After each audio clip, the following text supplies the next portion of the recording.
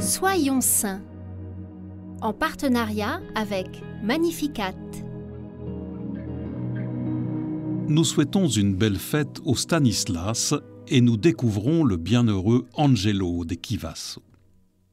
De noble famille, Antonio Carletti naît en 1411 et grandit à Chivasso, près de Turin. Étudiant à l'université de Bologne, il est docteur en droit civil et en droit canon, avant de devenir magistrat dans sa ville natale. Homme à la solide réputation, il est ensuite nommé sénateur. Mais vers l'âge de 30 ans, il change radicalement de vie. Il quitte ses fonctions et se rend à Gênes pour entrer dans l'ordre franciscain. Il est accepté chez les frères mineurs de la stricte observance au monastère Sainte-Marie du Mont et prend le nom d'Angelo. En 1472, il est nommé vicaire général et fonde plusieurs monastères. Lorsque les armées ottomanes prennent possession de la ville d'Otrante, les papes font eux-mêmes appel à ses services, son influence et ses talents de diplomate. Il est nommé nonce apostolique et prêche la croisade contre l'assaillant.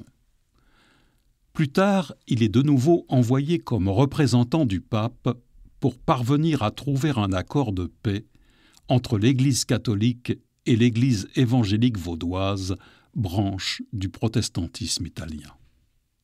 À ses heures perdues, il sillonne l'Italie pour prêcher la bonne nouvelle. Excellent orateur, la foule se presse pour l'écouter là où il passe, notamment à la cour de Charles Ier, duc de Savoie.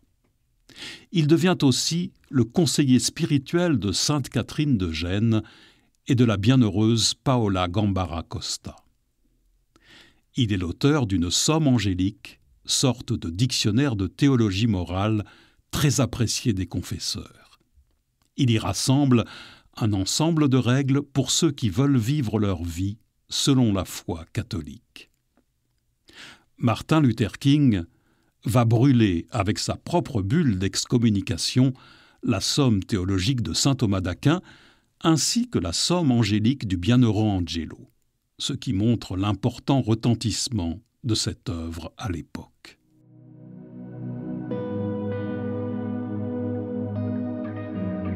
Le Christ a sillonné les routes pour annoncer l'Évangile et le bienheureux Angelo n'a pas ménagé sa peine pour suivre son exemple.